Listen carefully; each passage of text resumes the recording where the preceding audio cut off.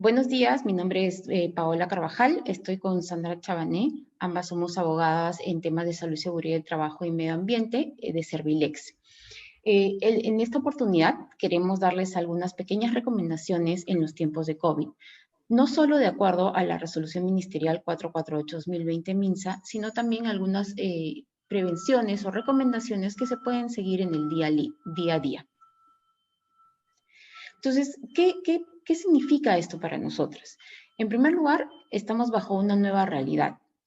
En primer lugar, nos hemos dado cuenta que ya no solo somos seres individuales, sino que somos una comunidad. Nuestro rango o ámbito de aplicación o de relaciones es más allá de nuestra familia y de nuestros amigos. Entonces, somos uno solo en una comunidad y por lo tanto la salud pública en este tiempo es lo más importante. De esta manera, también somos individuos sociales. Significa que necesitamos lazos, necesitamos comunicación, necesitamos salir con amigos, estar con familia, tratar de comunicarnos, estar con nuestros hijos, pero no solo con nuestros hijos, sino también con personas adicionales en el trabajo, etc. El no estar ahora en estos lazos sociales que podemos tener ha implicado en muchos casos algunas consecuencias sobre salud mental. Después, nuestra casa también se ha convertido en el nuevo lugar de trabajo. Cuando empezó la cuarentena, todos nos fuimos a casa y entonces todos tuvimos que empezar a adaptarnos a un trabajo en casa. Poco a poco las actividades se han ido reiniciando, pero mucha gente aún tiene el lugar de trabajo en la casa. Todavía se tienen trabajo remoto. Y esto, de acuerdo al gobierno, va a seguir hasta el 31 de julio del próximo año. Entonces, ¿cómo podemos manifestar o cómo podemos manejar una familia en donde también tenemos que no solo coordinar o socializar o ver a nuestros hijos, sino también qué es nuestro nuevo lugar de trabajo? Finalmente, considerar que todas nuestras actividades tienen un efecto tanto en nuestro lugar de trabajo y en nuestros compañeros. Nuevamente, nos hemos convertido o ya tenemos, creo que deberíamos tener una conciencia de que somos una comunidad y que nuestras actividades, ya sea de manera particular en nuestra casa, ya sea saliendo al mercado, etcétera, van a tener un efecto en nuestro lugar de trabajo y en nuestros compañeros. Entonces, si bien se han emitido normas generales y específicas relacionadas a las medidas a tomar en cuenta para las actividades en medio de la pandemia, hay que tener en cuenta lo siguiente. Primero, hay que tener en cuenta unas tres o cuatro características. En primer lugar, considerar siempre la ventilación. La ventilación, ya sea natural o ya sea artificial, tiene que por lo menos se tiene que evaluar o uno darse cuenta de la dirección del viento para saber si el virus va a poder contaminarme o no y cuán rápido. Adicionalmente, el lugar en donde estoy, si estoy en un lugar cerrado o si realmente estoy en un lugar abierto y debidamente ventilado. Tercer lugar, la distancia social. Es muy importante la distancia social debido a que tenemos que tener una burbujita de seguridad para poder cuidarnos los unos con los otros. Y finalmente poder realizar nuestras actividades diarias o las actividades que nosotros tenemos que hacer. Entonces, teniendo en cuenta esto, es necesario la prevención de cada actividad, así como la evaluación de las medidas a tomarse, involucra sí a la actividad en sí, a la actividad en el lugar del trabajo, pero también consideramos que involucra a los pasos previos y posteriores que tienen que hacer los trabajadores para llegar a la actividad, como por ejemplo, transporte, como por ejemplo, el cambio de ropa, como por ejemplo, la salida de compras. ¿Por qué? Porque eso, como ya lo hemos dicho, va a tener una consecuencia en el lugar de trabajo y también con nuestros compañeros de trabajo, de ser el caso. Hay algunas actividades, como las de mineras e hidrocarburos, que no necesariamente tienen que tomar tantas medidas, porque claro, el trabajador minero primero está en un confinamiento, en un aislamiento, y posteriormente se va a la mina a un campamento. Entonces, está un poco más protegido. Además, creemos que en estos tiempos, mientras mejor capacitado esté el trabajador, no solo para realizar sus actividades de manera adecuada, sino para realizar todas las actividades de su vida en general, habrá una menor probabilidad de contagio. ¿Cuáles son nuestras recomendaciones sociales o comunitarias? En primer lugar, en el transporte, nosotros consideramos que el transporte público hay una obligación de usar de manera obligatoria las caretas de protección facial. Sin embargo, también hay que considerar, como ya hemos dicho, la ventilación, el tiempo que se va a estar en este viaje y la cantidad de personas que uno tiene en ese lugar. Entonces, si estoy en un bus en donde está lleno prácticamente el bus, en donde el viaje va a ser de repente un poco más de 60 minutos, nosotros recomendamos en ese tipo de viajes más largos usar lentes de seguridad, ya que hay un estudio japonés que ha comprobado que las caretas son ineficaces frente a gotas en el aire a menos de 5 micrómetros de tamaño. Si no puedo necesariamente tener una distancia social, si no sé exactamente si la ventilación del bus es buena y si voy a estar un tiempo más de 60 minutos, por ejemplo, recomendamos los lentes de seguridad. No quitarse la careta, que hemos observado en el día a día, Sandra y yo.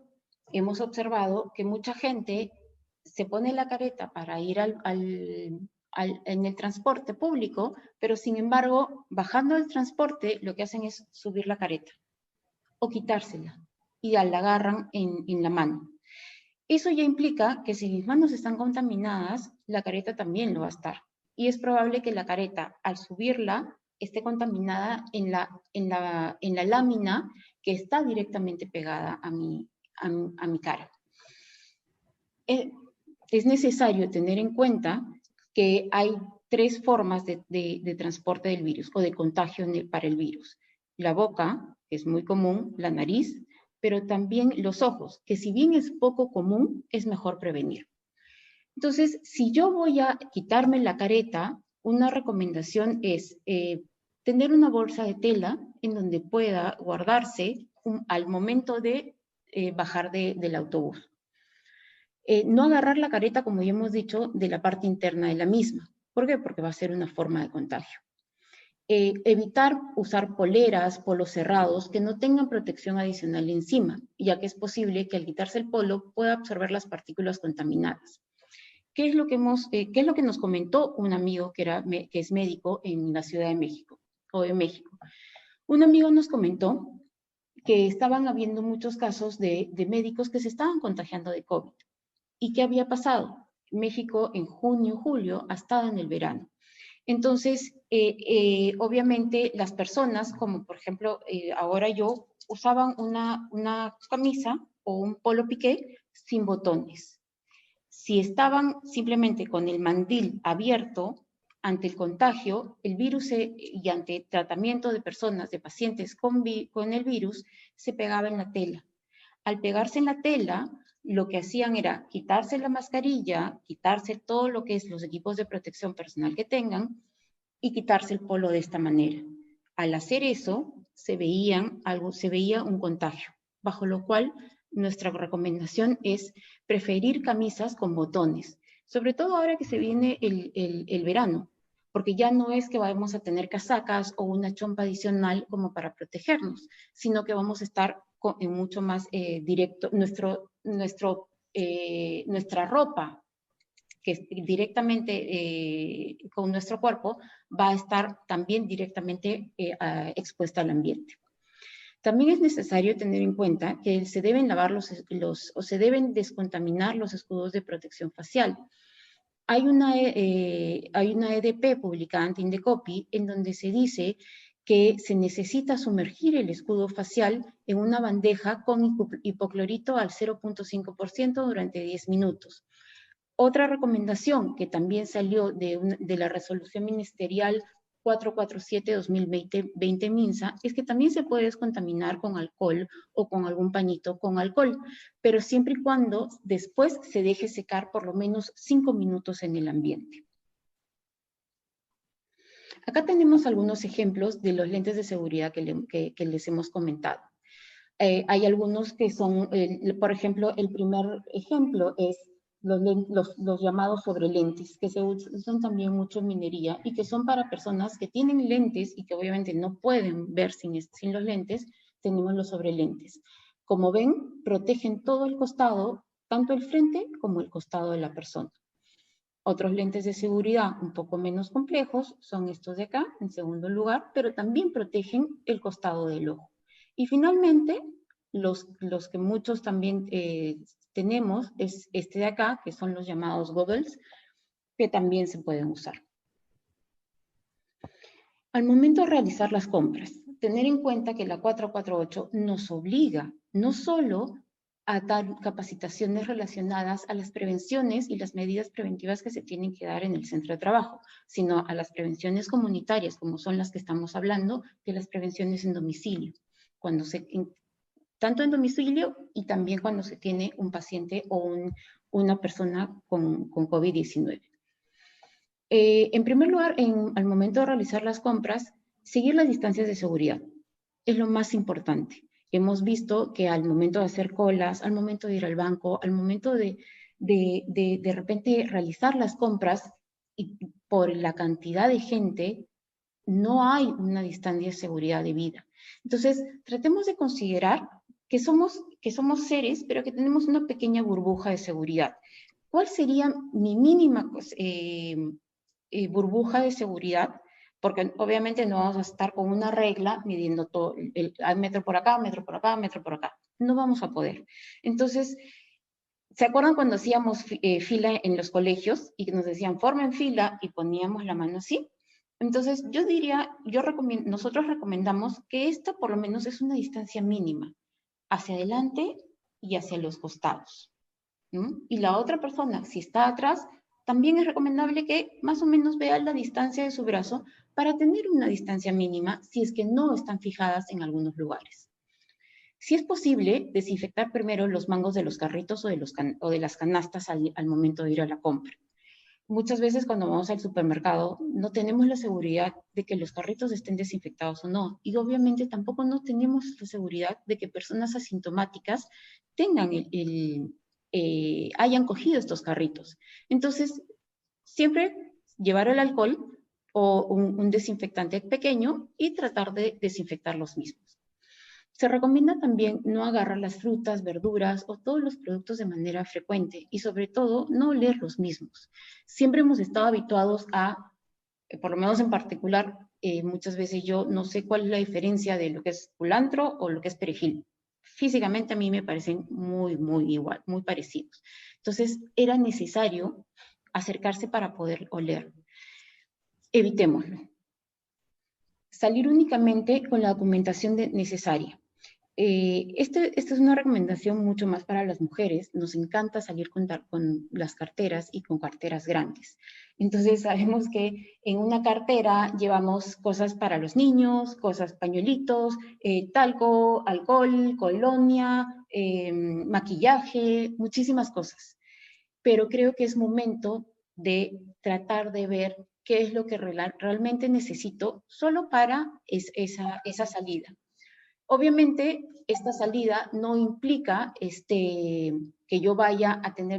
Acuérdense que las salidas ya no son como un paseo largo, sino son salidas un poco más medidas. Al ser un poco más medidas, tener en cuenta qué es lo que necesito para esa salida. Si voy de compras, de repente solo necesito las tarjetas, dinero y mi DNI y mi celular. Entonces, no necesito más. Una pequeña carterita, un pequeño estuche y listo, se acabó. Una vez en casa, desinfecto estos documentos que han sido expuestos. Usar siempre y adecuadamente las mascarillas. Esta es una recomendación que todos los días tenemos que recordarla. Una vez en casa, las bolsas de compra que tenemos, desinfectarlas. Ya sea las bolsas de plástico que nos dan en los supermercados, o las bolsas que nosotros tenemos que son reusables, perdón. Si tengo que atender una llamada, es mejor tener los audífonos puestos. ¿Por qué? Porque por más que estoy con mi mascarilla, acerco el celular aquí. Y entonces puedo estar expuesto, como ya lo toqué con el WhatsApp, con mis dedos, todo, puedo estar expuesto, mis ojos pueden estar expuestos. Y nuevamente, si bien no es común, ¿para qué arriesgarnos? Es mejor atender con audífonos puestos. Y finalmente, evitar agarrar las manos en cualquier tipo de escalera. Por favor, algo importante es tener en cuenta el tiempo que vive el virus en la superficie. En superficies como el acero y el cobre, la OMS ha determinado que puede vivir hasta 24 horas. Y en superficies como el plástico, tela, etcétera, puede vivir 72 horas. Y hay algunos estudios que inclusive dicen que vive un tiempo más. Pero obviamente eso todavía está por determinarse bien. Estos son algunos ejemplos que hemos puesto. Por ejemplo, en la foto grande ven a una señora agarrándose el pasamanos. Yo creo que si es necesidad, lo entiendo. Pero si no necesito, ni siquiera tengo que apoyarme ni agarrarme el pasamanos. La siguiente foto de arriba por ejemplo, es una persona que está descansando, pero que tiene la mascarilla abajo. Está en un lugar ventilado, pero si ustedes ven, no sé si necesariamente esté en un lugar en donde el virus no se propague muy frecuentemente. ¿Por qué? Porque vemos que hay varias personas y cuando uno hace ejercicio, estas son las fotos 2 y 3, las dos pequeñitas, cuando uno hace ejercicio, obviamente necesita respirar más y necesita exhalar más, bajo lo cual el virus, las gotas que uno exhala son más frecuentes y abundantes. Al ser estas más abundantes, sí se ha recomendado que por lo menos al momento de correr, yo tengo que tener unos 3 o 4 metros de la otra persona. Si no estoy con mascarilla, como estas dos personas de abajo, entonces definitivamente me voy a contaminar. Aquí hay algunos ejemplos de cómo se levanta la mascarilla al momento de esperar el bus. Hay algunos ejemplos en el bus mismo, que todos están con careta facial, perdón, pero si ven, están las ventanas totalmente cerradas. Probablemente en el techo hay algún tipo de ventilación, pero no sabemos exactamente si de esa ventilación realmente es suficiente para evitar el contagio.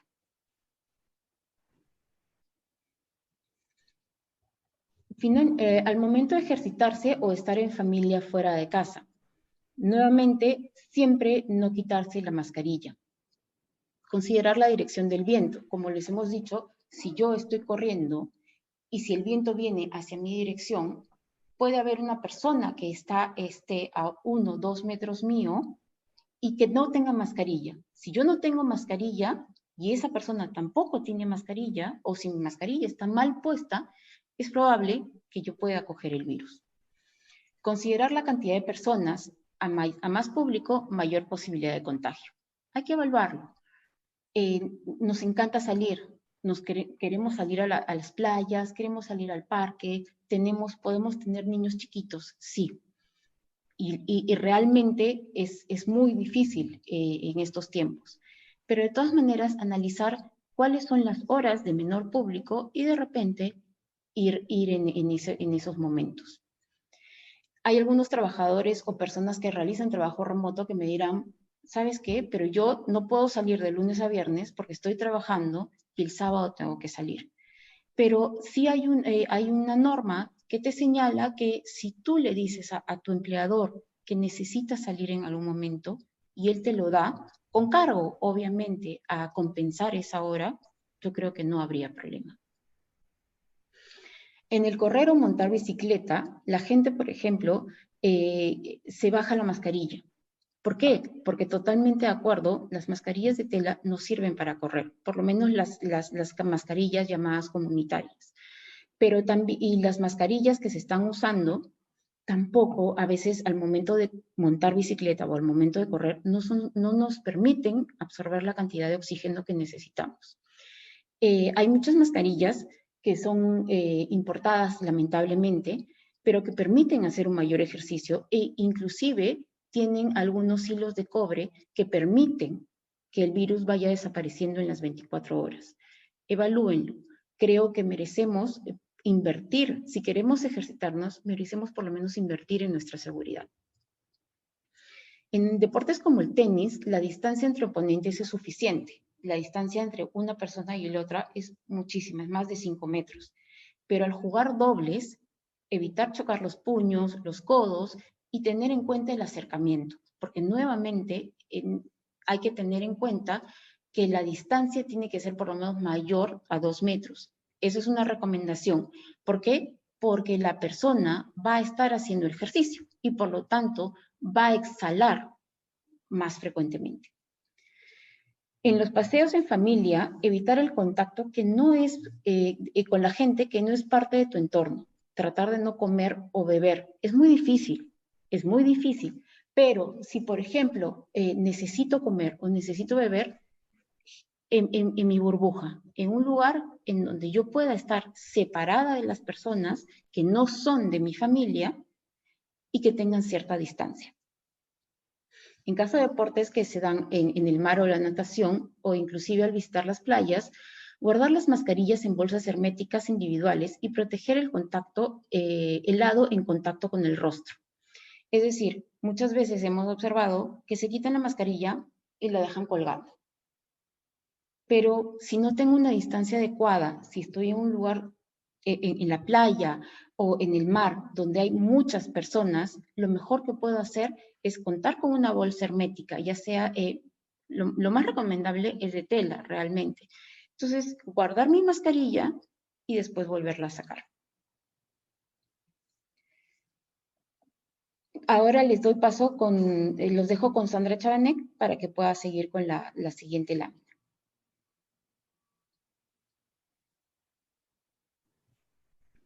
Gracias, Paola. Buenos días con todos. Gracias por escucharnos. Nosotros desde Servilex queremos aportar a esto que conversaba Paola acerca de la comunidad, ¿no?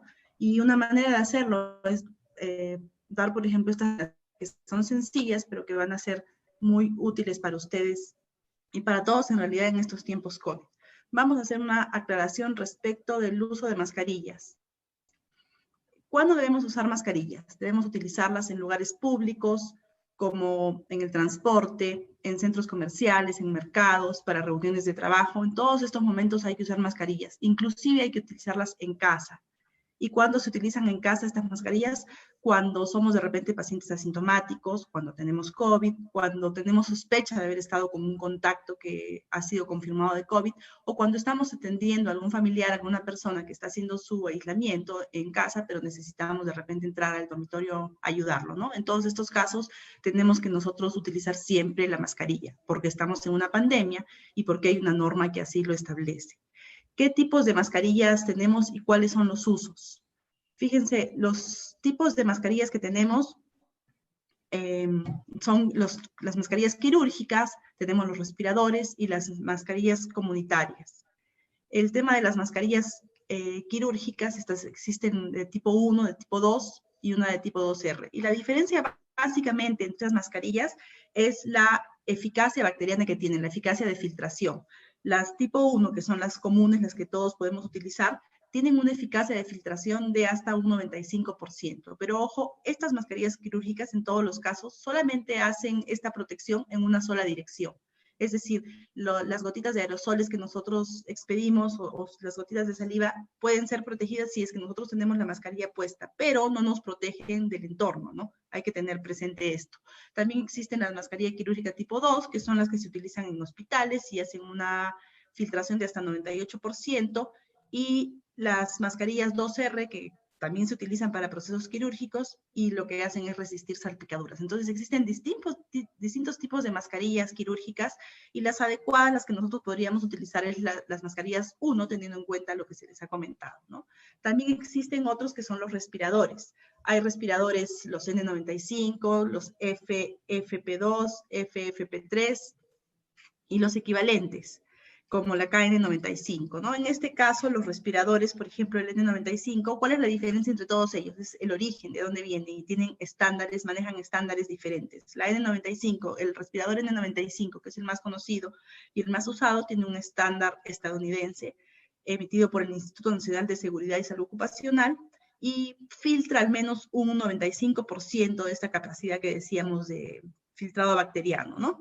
Luego está los FFP2 y FFP3, que son estándares europeos, también una capacidad de filtración como de un 94%, y su equivalente en tema de estándar chino es el KN95, ¿no? Estas KN95 también tienen su estándar y más o menos se equipara a un estándar de la N95, pero tenemos que tener cuidado si es que vamos a utilizar, y es muy común encontrar estos respiradores KN95, de dónde los conseguimos, porque hay respiradores de estos que los venden por todos lados y muchas veces no son, hay que tener cuidado con las estafas, podrían no estar fabricados bajo este estándar y eso es importante porque es lo que determina y define la protección.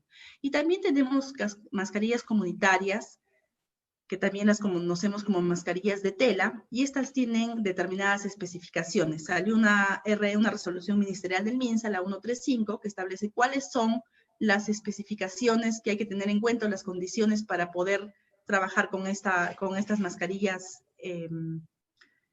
comunitarias o de tela, ¿no? Entonces, estas mascarillas de tela o comunitarias son las que deberíamos nosotros utilizar en nuestra vida diaria. Deberíamos darle un uso adecuado para nuestra vida diaria fuera del lugar de trabajo. Y les digo fuera del lugar de trabajo porque sabemos que dependiendo de la actividad que realicemos y la exposición que tengamos al riesgo en el trabajo, es que tenemos que utilizar de repente un respirador de estos N95, además de otras protecciones, ¿no? Pero para el día a día, para nuestra vida diaria, podría ser suficiente utilizar una de estas mascarillas comunitarias. Recuerden que las mascarillas estas quirúrgicas que son desechables es una apuesta y cada vez que nos las ponemos hay que desecharlas, ¿no? Simplemente son de un uso. Y entonces imaginen, fuera de lo costoso que significa esto de estar comprando todo el tiempo estas mascarillas, el daño que también le seguimos haciendo al ambiente y al planeta. Estábamos nosotros tratando de solucionar, antes de que viniera toda esta pandemia, el tema del manejo del plástico. Y por eso es que el gobierno sacó tantas normas respecto del uso del plástico, el plástico de un solo uso, y este tema de usar bolsas de tela, ¿no? Estas bolsas reutilizables. Entonces, con un tema de esta pandemia podría descontrolarse un poco el tema de las mascarillas y de repente pues empezamos a desechar por cada persona, imaginen, todos los días usar y cambiar una mascarilla o a veces por horas, porque estas mascarillas no duran tampoco mucho tiempo, depende de la exposición que tengamos, entonces podríamos generar un gran problema ambiental, ¿no? Hay que tener en cuenta esto. Siguiente, por favor. ¿Qué recomendaciones generales nosotros damos acerca de la utilización de estas mascarillas? En principio es que tienen que cubrir la nariz y boca. Es importante ponernos la mascarilla de manera adecuada para que se pueda cubrirse nuestra boca y nuestra nariz. Vemos muchas veces en la calle que hay gente que no lleva de manera adecuada las mascarillas y esto resulta un problema, porque como ya han visto, el ponernos mascarilla nos protege a nosotros, pero también protege al resto, ¿no? Entonces, si nosotros necesitamos beber agua o comer en la calle, lo ideal sería no hacerlo, pero si tenemos que hacerlo por algún motivo, hay que saber cómo hacer y cómo tratar esta mascarilla. Debemos sacarla, agarrarla simplemente de las orejitas que tiene la mascarilla o de las pilas que van detrás de nuestra oreja y ponerla en una bolsita, colocarla en algún sitio seguro, beber, comer y luego volver a ponernos de esa manera. Porque es importante que antes o después de manipular la mascarilla tengamos que lavarnos bien las manos y no tocar la parte delantera de la mascarilla. Piensen que esa parte es la que podría estar contaminada. Entonces, nosotros tenemos que tener mucho cuidado al momento de manipular esta mascarilla, tanto para ponérnoslas o para sacárnoslas. Y siempre lavarnos bien las manos, ¿no? Si por alguna razón tocamos esta parte delantera de la mascarilla, entonces es necesario volver a lavarse las manos, porque piensen tanto cuidado que estamos teniendo en no tocarlo o en lavarnos las manos siempre, y si de pronto tocamos esta parte delantera, otra vez estaríamos contaminándonos, ¿no? Recordemos que la mascarilla es un objeto de protección complementario. Tenemos que seguir también otras recomendaciones. La mascarilla de por sí no va a hacer que nos evite este contagio, simplemente nos va a ayudar, es una barrera más, pero necesitamos también tener en cuenta que es importante el distanciamiento social, que es importante lavarse las manos, que también existen otros medios de protección como las gafas o el mismo protector facial, dependiendo de dónde estemos, ¿no? Una vez que nos saquemos la mascarilla, es importante guardarla en una bolsa de tela. Pensemos nosotros cuál es la práctica que hacemos cuando llegamos a casa y nos sacamos la mascarilla, ¿dónde la ponemos? Podría ser que la estemos poniendo en un lugar que no está aislado y podríamos igual contaminarnos. Entonces, lo ideal sería tener una bolsita de tela en donde uno, cuando se saca la mascarilla de manera adecuada, la guarde en esta bolsita, ¿no? Y bueno, la mascarilla debe lavarse frecuentemente si es que es esta mascarilla de tela, y igual la bolsita de tela también sería importante lavarla frecuentemente, ¿no? También tenemos que tener en cuenta que si es que usamos estas mascarillas quirúrgicas o los respiradores o cualquier mascarilla descartable, tenemos que desecharla de manera correcta. Siguiente, por favor. Acá hay unas fotografías de cómo no usar las mascarillas. Fíjense, no podemos utilizarlas en la quijada, no es correcto. En todo caso, lo ideal sería sacarnos la mascarilla. Tenemos otra foto donde hay una señora que no tiene la nariz metida en la mascarilla, eso también es un problema. Recuerden que no solamente se está poniendo en riesgo ella, sino también está poniendo en riesgo a los demás. Y bueno, otra persona que la tiene sobre la frente y en las sienes, ¿no? Esto tampoco es correcto, está muy cerca de los ojos y podría contaminarse. Entonces, tengamos presente que es mejor sacar y guardar la mascarilla que dejarla puesta, así por un tema de salud nuestro, ¿no? Respecto de cómo desechar la mascarilla. Y acá hemos puesto una foto para que nos quede muy claro y lo tengamos presente siempre. Nosotros necesitamos sacarnos la mascarilla y desecharla. Pensemos que si estamos en el lugar de trabajo, probablemente tengamos uno de esos contenedores rojos que manejan el tema de residuos o contaminados y luego sean recogidos por estas empresas que se encargan de manejar este tipo de residuos. Pero si estamos en casa, probablemente no tengamos este tacho rojo. Entonces acá lo importante es ver cómo hacemos para desechar la mascarilla de manera adecuada. Pensemos en que existen personas que recogen la basura, todos estos servidores, y que necesitan también estar protegidos y cuidados. Entonces, una buena práctica de parte nuestra con la comunidad es descartar las mascarillas de manera adecuada. Y esto es, al sacar la mascarilla, ponerla en una bolsita y previamente a eso cortarle estas orejitas y tal vez cortarle también el cuerpo. Existe una norma que sacó el gobierno acerca de cómo manejar residuos sólidos en la pandemia, ¿no? Y acá establece justamente estas medidas sencillas en las que uno puede cortar la mascarilla y ponerlas en una bolsa, hacerle un nudo a la bolsa y echarle un poco de alcohol o desinfectante, y esa es la manera en donde como nosotros podríamos botar este residuo en casa, ¿no? Ahora vamos a dar unas recomendaciones en el trabajo. Nosotros sabemos que existe la RM 448, que esta RM es la que rige todo este tema de recomendaciones para el manejo del COVID, pero dentro de esto hemos querido tocar algunos temas que son importantes tenerlos en cuenta, ¿no? En cuanto a la vigilancia de la salud de los trabajadores, sabemos que el empleador permanentemente tiene que hacer esta vigilancia en el centro de trabajo. Y uno de los aspectos importantes dentro de esta vigilancia es el control de la temperatura. Este control de la temperatura es la obligación que tiene el empleador y que lo hace a través de alguna persona designada para que todos los días, a la entrada y a la salida, a los trabajadores nos tomen la temperatura, ¿no es cierto? Entonces, esta es una obligación diaria que tiene que hacer. Pero además de esto, este control de temperatura también puede hacerse de manera aleatoria y debe hacerla, en realidad, el médico de salud o el responsable de seguridad y salud de la empresa. Podría tomar o debería tomar aleatoriamente la temperatura a alguno de los trabajadores. Esta es una manera de monitorear un poco cómo va este tema de los síntomas COVID, ¿no? ¿Y dónde debemos tomar la temperatura? La temperatura se toma con estos termómetros infrarrojos y se toma, no sé si han visto que muchas veces lo toman en las muñecas. El lugar adecuado para tomarlo es las sienes o la frente. Ese es el lugar adecuado porque existe una diferencia de temperatura entre la frente y las sienes y las muñecas. Entonces, ahí podría haber pues esta diferencia mínima de, no sé, pues 37,5 y 37 de repente, 6 o 7, y ya podría significar un síntoma de sospecha, ¿no? Entonces, lo mejor es tomarlo en la frente o tomar en las sienes, y también tener en cuenta que ahora que viene el calor, tenemos que aclimatarnos un poco antes de tomarnos esa temperatura. Puede ser que estamos viniendo a trabajar en el transporte público y hace mucho calor, estamos acalorados y al llegar nos toman directamente la temperatura. Nos podría marcar un poco más de lo que realmente tenemos y ese poco más es el que hace la diferencia, ¿no? Entonces es importante intentar aclimatarse unos minutos antes de tomarse esta temperatura, sobre todo en el verano. Ahora vamos a conversar respecto de la ficha de sintomatología. ¿Cuándo se debe llenar esta ficha? Esta ficha de sintomatología se debe llenar cuando el trabajador regresa a su centro de trabajo. Y ahí como recomendación podríamos decir también que podemos tener en cuenta el llenado de esta ficha cuando el trabajador también vuelve de sus vacaciones, porque como esta pandemia ya tiene 8 o 9 meses, se está haciendo parte de nuestra nueva realidad, de nuestra nueva vida. Entonces hay que tener en cuenta que el mundo sigue, la gente sigue saliendo de vacaciones, etc.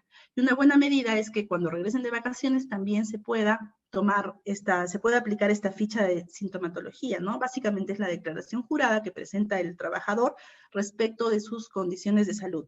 ¿Y es igual que la ficha epidemiológica? No, son fichas diferentes. Esta ficha de sintomatología es para el regreso del trabajador porque se inició la actividad o porque por algún momento está volviendo a trabajar, y la ficha epidemiológica es la ficha que llena el médico, en realidad el responsable de la seguridad y salud ocupacional de la empresa. Esta ficha la llena o la abre cuando existe un trabajador que tiene fiebre y tiene síntomas, evidencia de síntomas de repente de COVID. Entonces ahí es donde se le abre y se le llena su ficha, ¿no?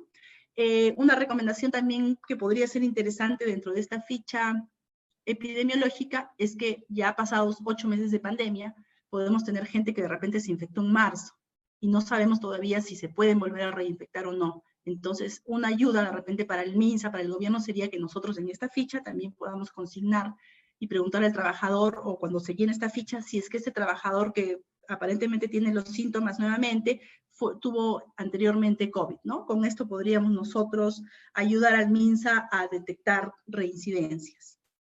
Ahora, respecto de las pruebas, ¿cuándo se deben aplicar las pruebas, estas pruebas COVID, las serológicas o las moleculares? Se tienen que aplicar cuando estamos hablando de trabajos que tienen un muy alto o un alto riesgo de exposición al COVID.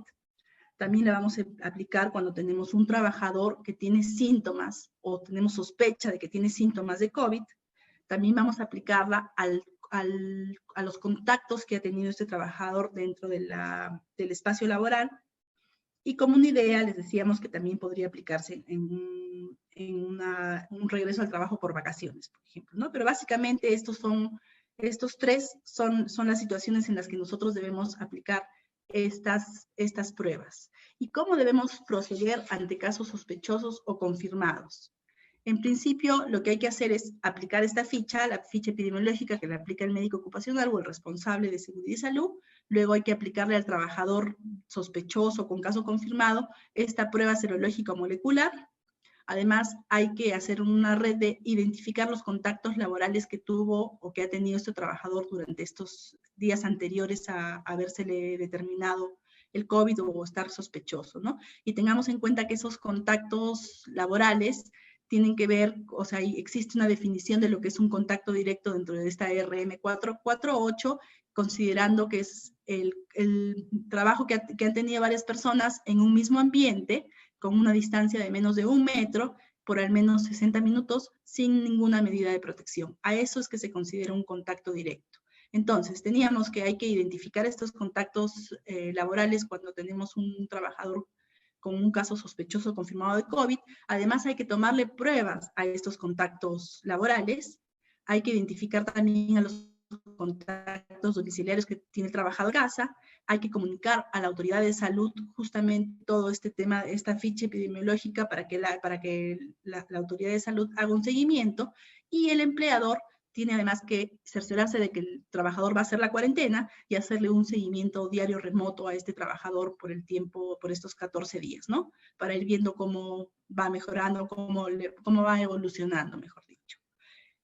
Luego vamos a conversar del alta epidemiológica. ¿Qué es el alta epidemiológica y quién la da? El alta epidemiológica es un documento emitido por el médico tratante que este documento lo emite a los 14 días posteriores a cuando iniciaron los síntomas, ¿no? Para poder emitir una de estas altas, el médico tratante tiene que haber hecho una evaluación clínica y tiene que haberse recuperado el paciente clínicamente hablando. Una vez haya sucedido esto, entonces este médico emite esta alta epidemiológica. Y también dentro de estas recomendaciones del trabajo es importante considerar el tema de la salud mental. Ya que estamos viviendo una nueva realidad, un nuevo momento, tenemos que tener en cuenta que ahora la salud mental es un aspecto muy importante en nuestra realidad laboral, ¿no?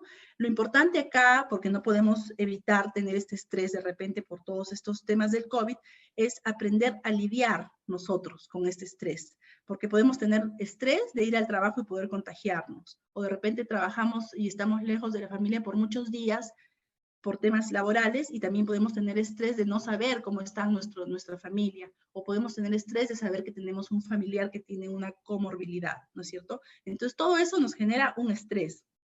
Y lo importante ahora en estos tiempos, en nuestra nueva realidad, es poder manejar algunas medidas de salud mental.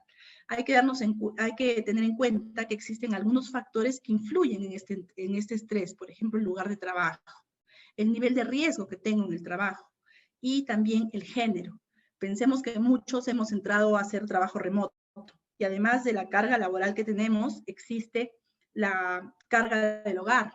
Hay mucha carga, de repente no tenemos a alguien que nos pueda apoyar en algunas tareas del hogar, y por lo general, en un tema de género, la mujer es la que se encarga de hacer estas cosas, ¿no? Entonces, mayor.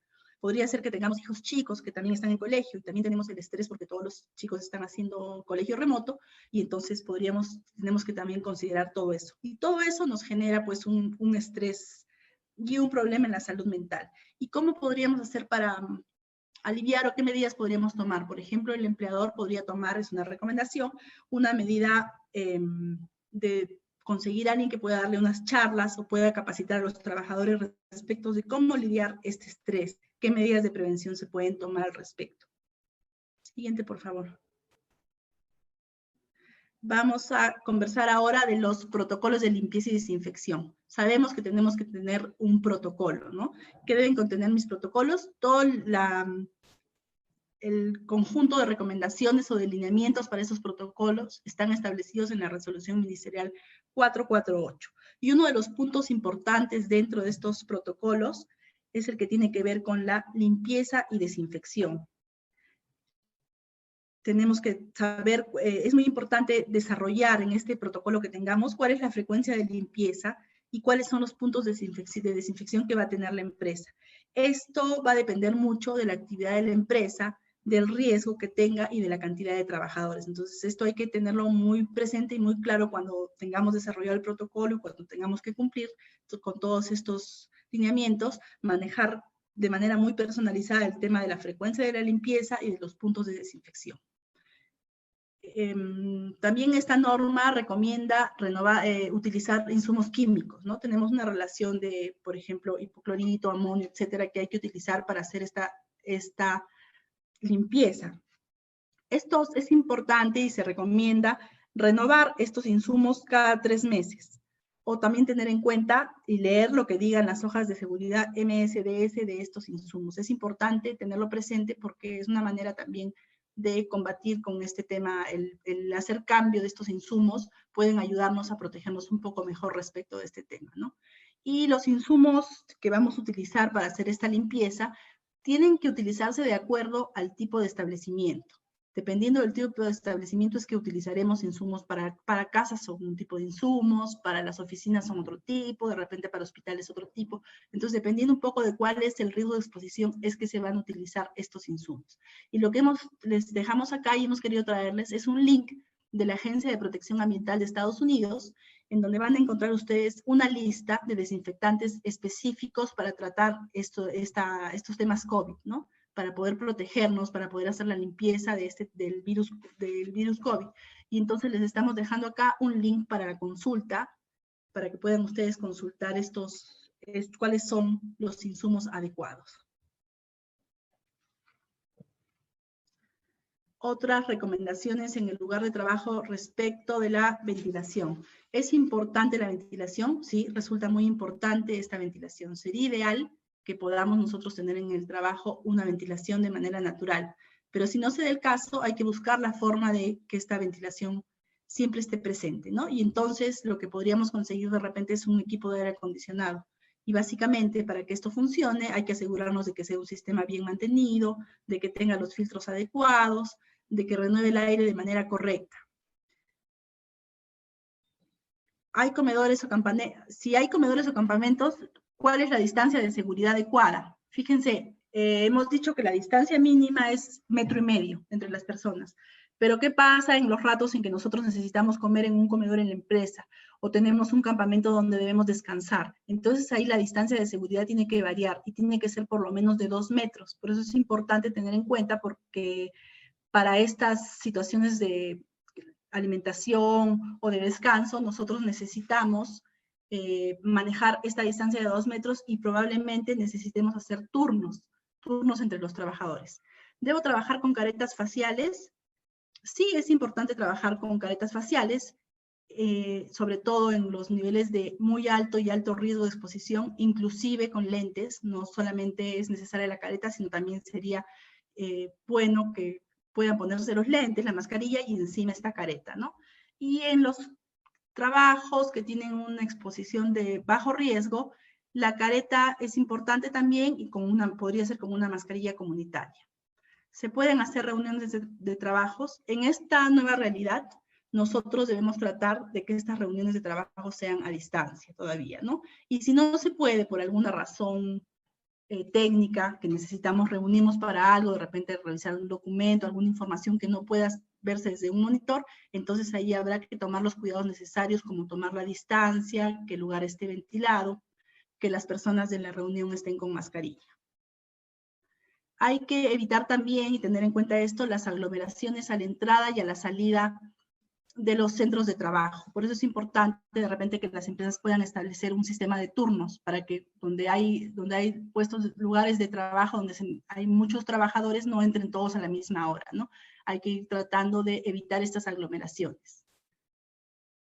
Luego, hay que también implementar medidas o procedimientos para disminuir el contacto con el público. Y para esto ya sabemos que han salido disposiciones para las barreras físicas, para guardar las distancias y tratar pues siempre de hacer estas reuniones remotas que les decíamos.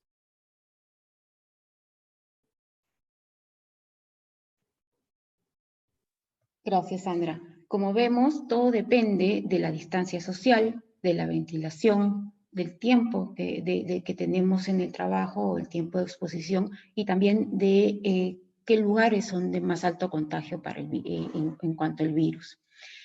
¿Cuáles son las consecuencias que nosotros hemos podido detectar durante esta pandemia? En primer lugar, se divide en dos, consecuencias no legales y consecuencias legales. La consecuencia no legal es la probabilidad de contagio en la familia.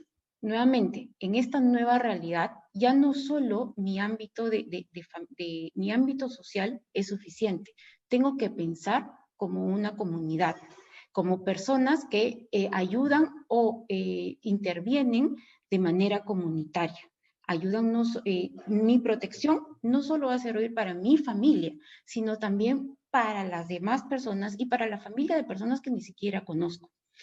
Por lo tanto, si una persona que no conozco no toma una medida necesaria y yo estoy expuesta, lo que va a pasar es que la probabilidad de contagio en la familia va a ser mayor. E inclusive, si tengo una persona de riesgo, por supuesto, esta probabilidad puede incluir la muerte. Algunas consecuencias físicas y mentales, como por ejemplo, sobre todo esto se da en pacientes, las consecuencias físicas se están dando en pacientes que han estado hospitalizados. Se puede determinar una excesiva, el virus es tan fuerte que puede determinar un excesivo gasto físico de la persona, de tal manera que la recuperación física de la misma es muy difícil y larga, unos 6 meses inclusive, lo están determinando algunos estudios. También se dan algunos casos en que, por ejemplo, tuve dos personas que estuvieron con con COVID-19 eran mayores de 60 años. ¿Y qué pasó? El médico que los trató determinó que si bien ellos no llegaron a tener una hospitalización, sí físicamente estaban gastados, agotados. Les mandó a hacer ejercicios para recuperar en primer lugar su capacidad de oxígeno. Inflar globos, después tener vasos con cañitas, de repente cañitas de metal, porque ya las de plástico están prohibidas, pero cañitas de metal para empezar a absorber el líquido. Y de esta manera, ejercicios necesarios para recuperar su capacidad de oxígeno. Consecuencias mentales también las hay.